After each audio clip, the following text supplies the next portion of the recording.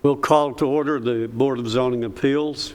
Would you please stand for the pledge? I pledge allegiance to the flag of the United States of America and to the republic for which it stands, one nation, under God, indivisible, with liberty and justice for all. Please remain standing for a moment of silence.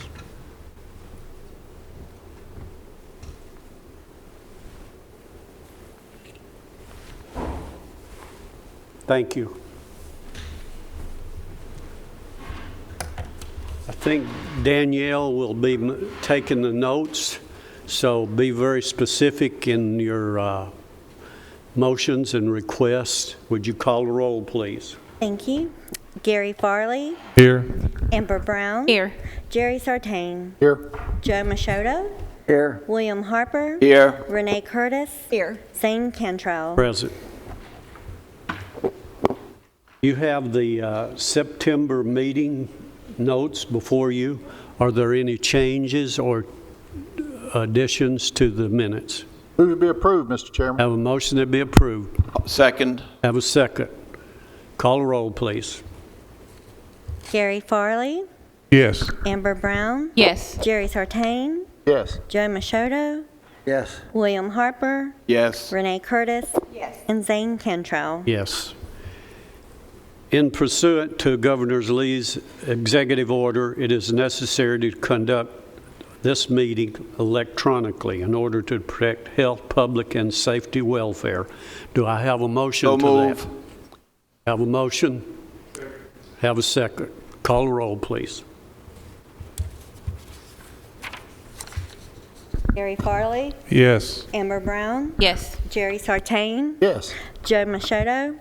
Yes. William Harper. Yes. Renee Curtis. Zane Cantrell. Yes. Just to remind everyone, our meetings are always electronic. And those of you may find it kind of frustrating to get access to our meetings. So I would remind everyone who wants to, we want you to participate and be a part of this. Contact the Rutherford County Planning Department with your name, phone number, and email address. After receiving this information from you, someone from the tech department will contact you and give you information on how to access our meetings. Now, you need to do that before each monthly meeting, as long as we are in this virtual committee meeting. And just to remind everyone, we are being extremely safe in our meetings because we do not want to spread the coronavirus. It is a real virus. It is important for your health and safety. So I know that it's not always easy for access to all of these meetings, but it is the right thing to do. So I would just encourage you to contact our folks at the planning office, and they will help you to get access to that. Now we have 4 items, and we do have some people lined up to speak or to make contact through the phone service to our meeting. The first item we have is a request by Doreen Springer, who is requesting a various relief of 7 feet from 10-foot structural location. What do you have on that, please? Thank you. Application 2024 involves the property located at 136 Withers Avenue. Ms. Springer would like variance approval or seeking variance of relief of 7 feet from the side yard requirement of 10 feet for a structure located in the RM zone. And this home is developed as a single-family home. In 2005 or 6, I apologize, a detached accessory structure was permitted for a garage. This garage was constructed at some point since 2012. It was converted into an apartment and attached to the principal structure without a permit. At that time, once it becomes attached to the main residence, it will need to provide a 10-foot setback since it's part of the principal structure. The applicant is in the process of selling the house and would like to correct the violation. The conversion of the garage into a separate apartment would need those elements would need to be removed.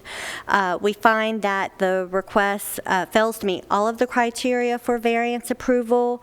However, should you approve this request, it should be conditioned upon the applicant obtaining permits and inspections for the enclosed hallway, conversion of a garage space into living area, as well as removing the elements from the addition that renders the addition a separate dwelling unit.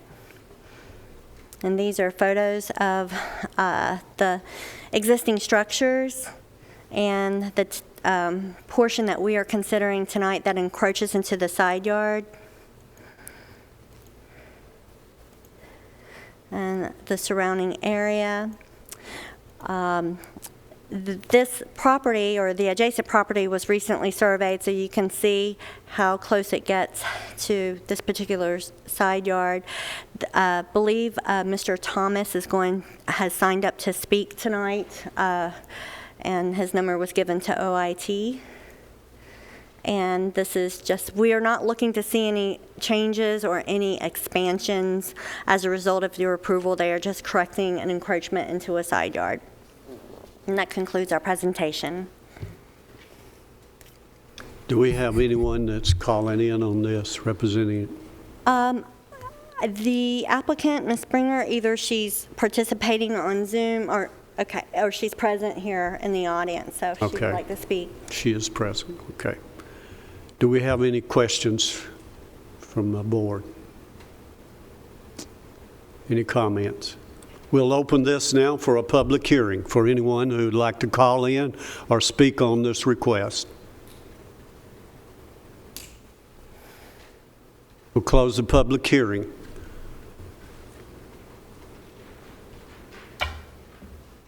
I didn't know if the applicant wanted to speak.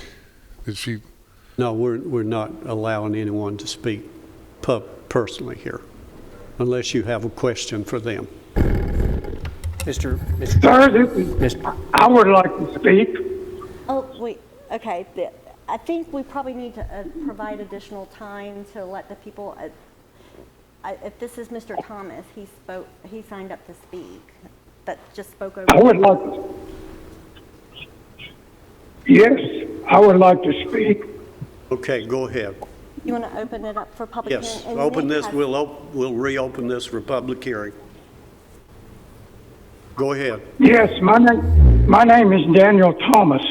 I own the residence next door to this residence that's asking for the variance. Back when this garage was being built, we contacted the codes department and was told them that it was too close to our property line.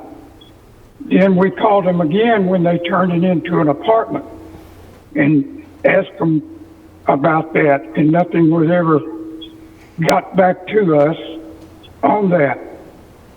The water from this structure runs on my property from the roof, and it floods our backyard. Not floods, it was the water.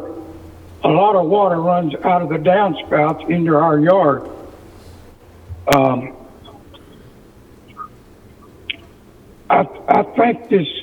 I don't think, in my opinion, this variance should be allowed because somebody dropped the ball back when the structure was being built. I don't know if this will decrease the value of my property when I get ready to sell it because of the water that's running off of the roof onto my property and the distance this is from my property line. As you can see, the structure now is just 3 feet off of my property. I appreciate y'all letting me speak on this, and I would like for you to deny this variance. Thank you. Thank you, appreciate it. Go ahead. Can someone answer the question? When was it built?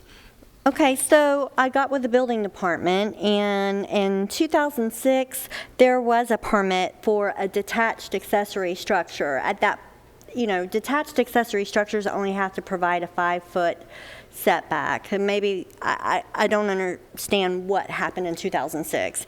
But in looking at aerials and in conversations, it was determined circa 2012 that the additional improvements which were unpermitted, the construction of the hallway that connects the detached structure to the principal structure, and the conversion of the garage into living area. So there have been no permits for... But back in 2006, when it was permitted, and then you said there was supposed to be a 5-foot setback? Detached accessory structures, and I can't tell you what happened in 2006, whether or not they went out there to verify if it met the setback or not. We just don't have the records that detailed. So I guess my question is to the codes department, not trying to, but Art, Well, I don't have information on this one particular as far as 2006, Gary, but I will tell you that typically until recently, and the lots have gotten smaller, we didn't, as a general rule, require a survey. Every time, we always kind of went in the past on where people told us their property line was, or they tried to show us a pin or something. Well, with all the growth and all the new subdivision, everything we had now, we have gone to having to ask people to get surveys. But back, 14 years ago, whatever, it wasn't the normal rule, on a detached structure unless, we knew for sure there was a problem. But like I said, I think Director Jones, basically that was his call at the time and so forth like that. So I can't really answer for him. I guess it was required a 5-foot setback, and it looks like to me that, I'm sorry, I didn't hear you. I said it was required a 5-foot setback back in 2006, right? Right. That's what it would have had in 2006 as well, 5-foot setback. I think that added to the problem that exists today. I see what you're saying, yeah, because once it was surveyed, it looks like it's, 3 feet instead of 5 feet. And all I know from my experience is typically they took homeowners' words more than they do now. He is absolutely correct. And the technology that we have available to us now, when we see a situation that is suspect, whenever someone comes in and they want to permit something and it just doesn't look like it's going to fit, we do ask for further verification before we can, say go ahead. We have Doreen here, and we still have the public hearing. Do you want her to come forward for any questions or not? The owner, No. unless she wants to add something. Mr. Chairman, I would, since she's here, you might invite her. If she wants to come speak, she probably has a right to speak, but she might not want to. Doreen, come on. At the podium.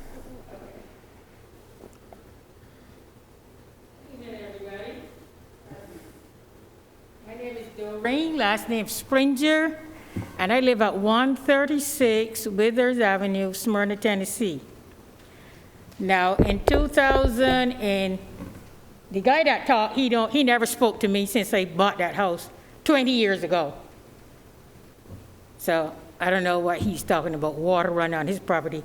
The garage was built, and there was a permit for the garage. Okay. Then Morris Construction, I asked him if he could send in a permit to put a hallway between the garage and the house. And still I got to come outside and go all the way around to the garage. He said, okay, it don't need a permit. That's why I'm here now with the variance, because He went ahead and connected, and he said he don't think I need a permit for that. I don't know nothing about permitting coding. I'm originally from Barbados. You're gonna build a house, you build a house. As long as the land is yours, and that's it. I don't know anything about coding and all that stuff. Well, anyway, Mr. Danny, my neighbor, which he don't live there, his daughter does. Every time I go outside to like red leaves and stuff, she comes out and calls the police on me. So it's an ongoing thing with her and me. She called the police many times over there for me for no reason at all. She said, "Are you over on their land?" Mr. Danny, which is her father, he went and had the land surveyed. And where the fence was, my privacy fence was, it was like 10, it could be a foot over on his side. Now I took the fence down, moved the fence all the way in to line it up with the streets of the house. So it's like 3.5, close to 4 feet off his property. He's still saying it's on his property. So I said, okay, can I take my fence down, the rest of my fence, which is the rest is wire, the other one's privacy fence. He called the police and tell the police I'm on his property. After he done told me I could take the fence down and move it in. Doreen, thank you. Don't say too much. Okay. Not another word. Thank you for letting me talk. Okay? Does anyone else want to speak on this while we have the public hearing? Close the public hearing. And it's not an apartment. I would like to speak again. I would like to speak again. I have a question for our attorney. Being as codes was done the way it was in '06, would this situation, and since that was originally permitted and obviously the permit was closed, right, as completed, would this constitute a hardship for her? That would be a decision for this board. That's not something I can say. If I'm looking at the facts of it, though, it looks like it would have been entitled to a 5-foot setback as a garage, but it's no longer a garage. It's a 10-foot setback for whatever it is now, if I'm right, Ms. Clowner? That's correct. Okay. It would have been just a 2-foot variance request as opposed to an 7. Okay, thank you very much. I've got 2 questions. So the permit was on the garage, but there wasn't a permit on that walkway. That's correct. That's just out of clarity. Okay. And then my other question is I know it's up to the board based on the hardship portion, but I'm curious with the water drainage, what bearings we have with that. Like, is there any type of, do we get to vote towards that at all? Because that's the biggest concern I have is the drainage. And if we do have a lot of rain coming, does that then flow into his yard and kind of water flow?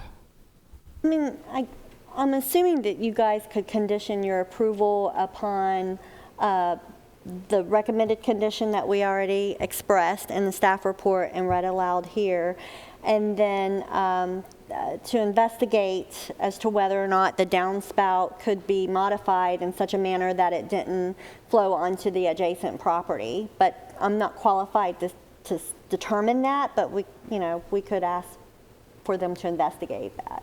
Okay, that works. Thank you. Any other questions? I don't have a question. I've got a motion I'll make if everybody else is finished. I'll make a motion that we approve the request with staff comments added to it. We have a second? I'll second that. Have a second. Any further discussion? Call the roll, please. And that was Farley and Sartain, correct? Correct. Okay. And the reason for my motion is I feel like it is a hardship, and nothing against what I'm fixing to say with the county codes department, but I feel like the county codes department at that time in 2006 allowed this to happen, and to me that's a hardship. Okay.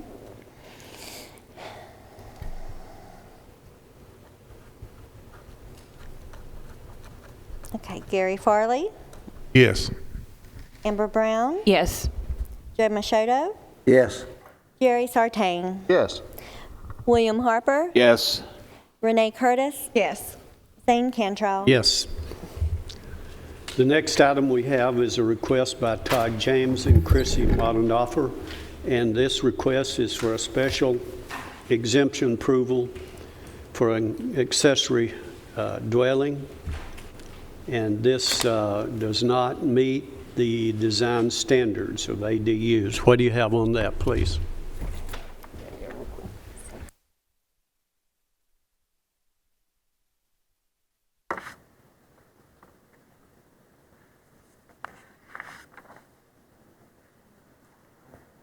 Okay. I just want to clarify for the record that your motion that was made incorporated the recommended condition that was included in the staff report that required permits and inspections to be conducted to determine that the addition that was constructed without permits and that the living areas has been removed meets our current standards. The recommended condition in the report, you incorporated that in your motion, correct? Yes. Okay. So what you're saying is that needs to be taken out? No, unless, I mean, when you make a motion to approve based on staff comments, it implies that you're incorporating the conditions that were recommended by staff. However, we would like to articulate it for the record. Well, normally when we make a motion and you have requirements, that is part of the motion, so. Okay. Okay. Right. I brought this up to Danielle because there are specific conditions that have been recommended that are going to be attendant to the permit that you just granted. And just for the record, we want to make sure that those are in fact conditions that were part of your motion. So are you saying that with that motion, they're going to have to go back and buy permits and have it inspected? And make it a garage. Okay, so the garage was permitted in 2006 and inspected, but there were additions to the garage and the principal structure, as well as the conversion of the garage into a different type of use that were not permitted. And so staff recommended in its report that if you choose to approve, it should include that condition that there are inspections conducted and permits obtained to legitimize the addition and the conversion of the garage space into a different type of use. Yes, that's part of my motion because I want to be able, it is a hardship for her, but I also want to make sure that structure is safe and sound for her to live in. Yes, sir.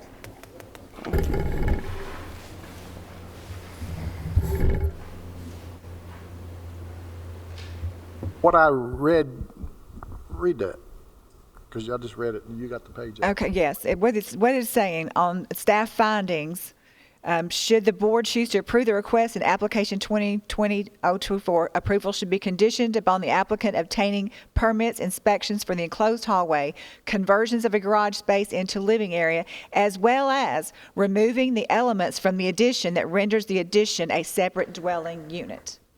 So that's going to be, that can be considered a hardship then on her if she's having to revert it back to a garage?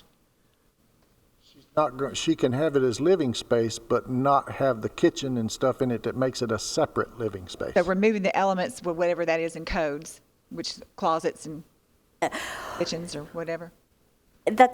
I think I understand what he was. Define elements. Yeah, he believes that the encroachment into the side yard was the hardship and the fact that it was originally closed out. However, any additional work that was unpermitted, just like it said in the staff report, that you want her to obtain the permits and have the inspections to make sure that it meets our building code standards. Okay. So what could you define elements, removing the elements from the addition? Okay. So in photos that the building department uncovered, there were living elements, a full kitchen and a bathroom in that separate unit. And so what we define as a dwelling unit is if it can be lived in independently without having to access the primary dwelling. And that means the kitchen has to be removed or the bathroom. So. Okay. And as far as the connection between the main house and the garage, are they filled in? Well, all of it will have to be permitted and All of it, inspected. okay. And so it can still be living area, it just can't be a separate dwelling unit. And my reason for that is to protect her That's correct. from living. Because there could be something in there that may be unsafe from what the contractor actually did. Okay, let's move on. Okay. All right, so I'll start over. 2020-26 is a request for 4424 Thoroughbred Lane. It's a request to establish an accessory dwelling unit that does not meet the design standards for ADUs involving a property in the RM zone. And the applicants would like to construct a detached garage with a living area that will contain a kitchen and a bathroom on the second floor of the garage. Because the site is less than an acre, it's required to come before the Board of Zoning Appeals for special exception approval.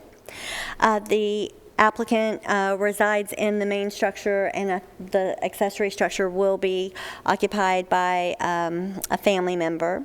Now, we have been contacted by neighbors and the Homeowners Association and Architectural Review Board that there are concerns regarding this particular request and whether it violates the covenants and restrictions of that Triple Crown Farms.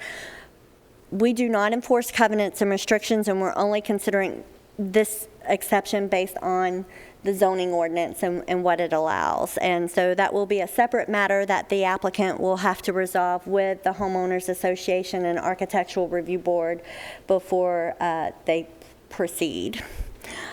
So this is the site in question and surrounding home sites.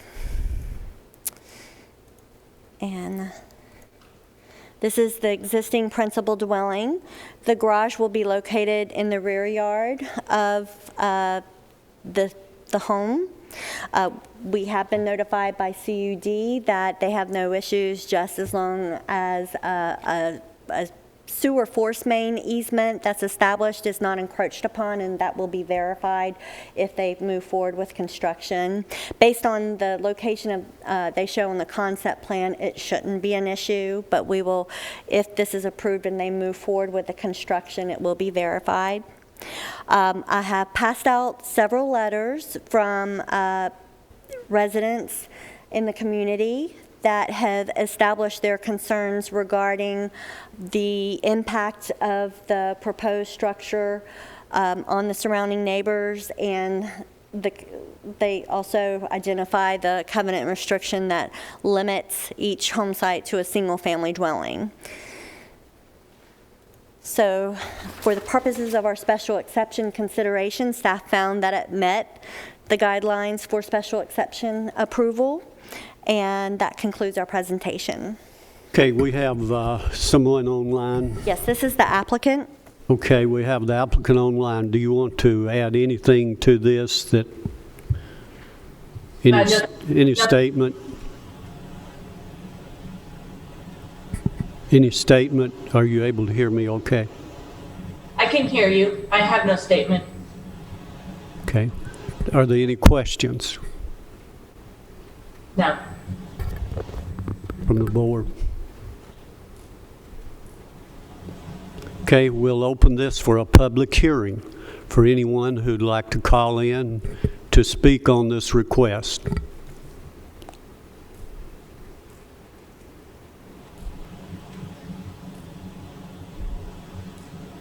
Give you a little time here.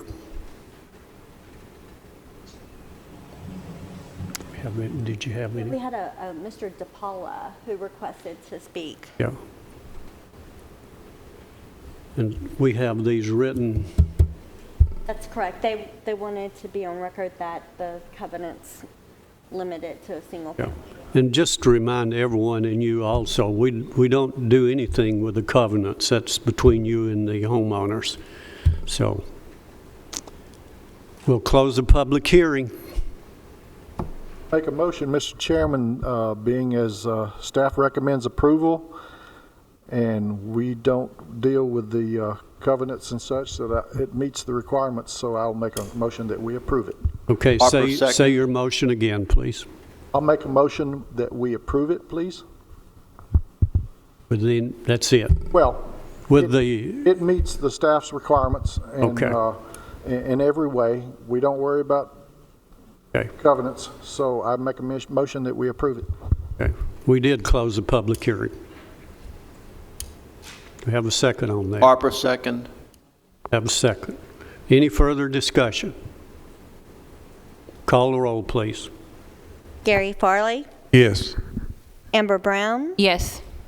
Joe Machoto, Yes. Jerry Sartain, Yes. William Harper, Yes. Renee Curtis, Yes. Zane Cantrell. Yes. The next item is a request by Moses Math, who is requesting a special exemption approval for an auto repair shop. This is in a commercial neighborhood zoning district. What do you have on that, please? Thank you. Application 2020-27 involves the property at 4409 Woodbury Pike, and it's a commercially zoned property. It's a commercial neighborhood, and it's slightly less than an acre at .42, and they are seeking approval to establish an auto repair facility that would provide the following services: fender repair, oil change, wiper blade change, prep work on vehicles, automotive glass repair, change body parts, and frame damage repair and brake change. They had mentioned in their request that in long-term plans would include a car dealership lot. That would require rezoning the property to commercial, our most intensive commercial zone. And so this is, the auto dealership would not be part of any approval tonight. They would have to rezone the property. It's not permitted in CN. However, the applicant plans to modify the existing structure by expanding it, constructing addition. They will also improve the parking area.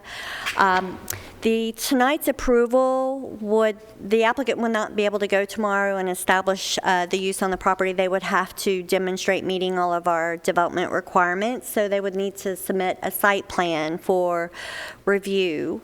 And that we have received just informational calls regarding this, but no one indicated opposition. We posted a sign on the property.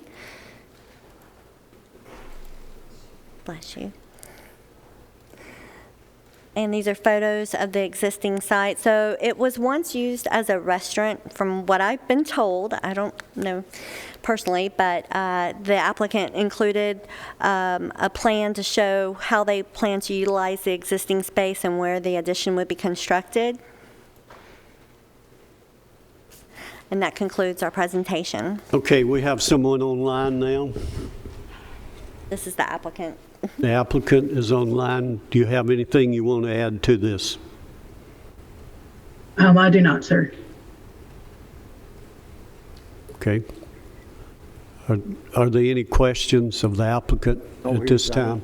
Zane? Joe, go ahead. It looks like, I mean, according to the drawing here, it looks like part of one building is not included or is included, Zaniel? What is it?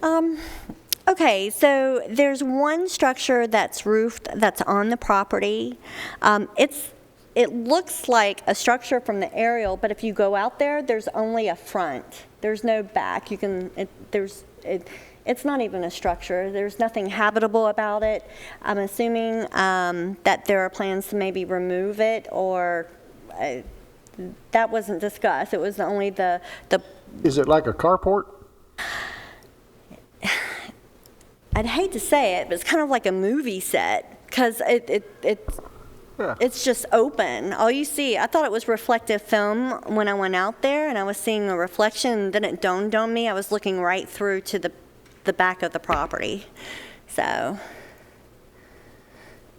Well, I mean, my opinion is that needs to come down or something because it's hanging over the property line. well, it will have to go through site plan approval. Now, Okay. whether or not it hangs over the property line, we can't use the aerials Okay. for that determination because they can be slightly off. But since they have to go through site plan review, it will require a updated survey. So, And to be clear, I think I might have asked this before. We are considering the use. the use. Site plan's going to take care of all the rest of it. Yes, absolutely. They could not establish the use on the property unless they go through site plan review. Thank you. Any other comments? We'll open this for a public hearing for anyone who'd like to speak on this or call in.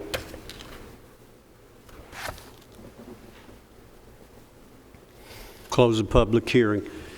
Mr. Farley reminded me that this was the old Pope Taylor barbecue shack.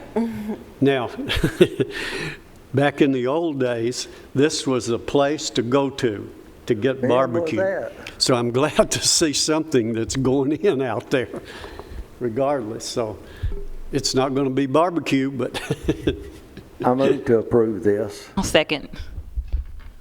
any other questions? Was that Machoto that moved? Yes. Okay.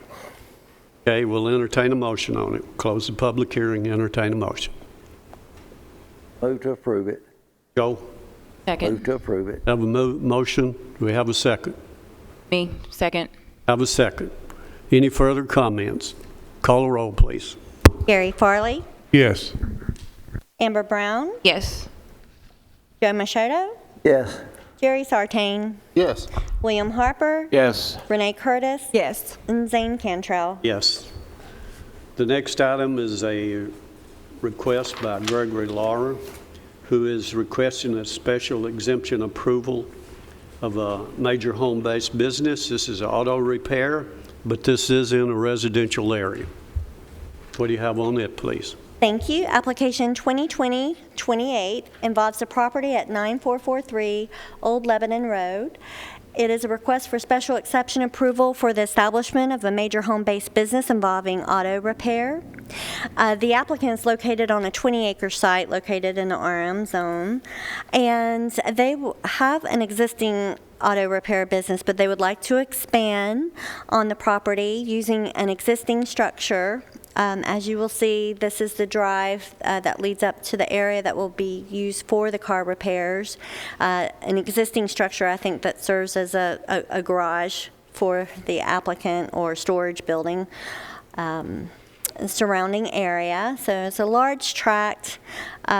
We got several informational calls. You did receive a letter from Mr. Smith that I distributed to you prior to the meeting that they expressed no opposition to the request. They were only concerned about a historical family cemetery that's on the site, and they would like that any approval would be conditioned that the activities associated with the business would not encroach on that area described, which is the cemetery. And this is the applicant site plan that was provided. So you'll see the existing structure and the new building that will be constructed, and then the paved area that will surround this structure. And so the applicant included details in his application. You will see that they are open Monday through Friday, 8 to 6. He is planning to have 2 employees on site. The additions that are planned will include a 30 by 40, 1,200 square foot office storage and building, an 80 by 80, 6,400 square foot shop area, and a 20-foot drive surrounding the structures. And that concludes our presentation. Okay, we have the applicant online now. Yes. Okay, do you all have any additional information you want to share? go ahead at this time. We can't hear you. We can't hear you. Can you get closer to your mic? They may be muted. We're good. Thank you. You say it again, we could not hear the audio. I believe I was muted. The cemetery, we plan on taking care of that regularly like we do now. We won't infringe on that at all. Also, we plan on maintaining it hopefully a little better since we've had time to clean it. Okay. Do you have any questions of the applicant? Joe, go ahead. Do you live on the property? Yes, sir. Okay.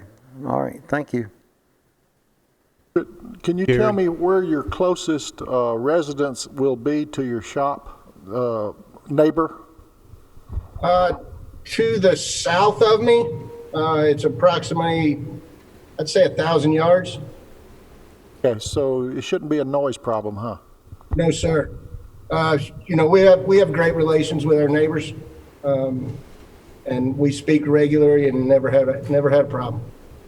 Thank you. They're aware of the plans. Any other questions? Thank you. Appreciate that. We'll open this for a public hearing for anyone who'd like to speak on this or call in at this time.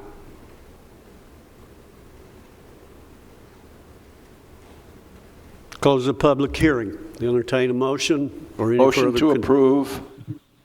Second.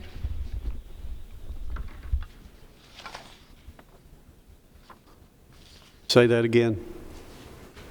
Do we have a motion on it? Motion Joe, to approve. I'm sorry. Bill? Have a second? Got a second. Amber? Gary Farley, All that. Call a roll. Yes. Amber Brown, Yes. Joe Machado, Yes. Jerry Sartain, Yes. William Harper, Yes.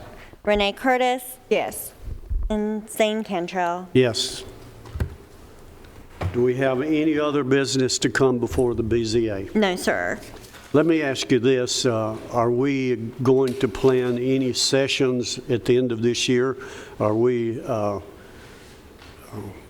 avoiding that because of the coronavirus? Well, I will check with Doug to see. I know with a lot of professional organizations, they've granted extensions for, getting training in because of COVID. Mm-hmm. I can also send you a link that if you want to get it independently, you can go on to the APA. There's a YouTube channel with a bunch of different planning links. So I can send that to you. Well, I understood that the state was going to drop this year because of the virus. It wouldn't be required. But would you check and make sure that's correct? I will verify that, and I also want to state for the record so you know, next month's meeting will be on a Tuesday night because the 11th is Veterans Day and we will be closed. And so the meeting is...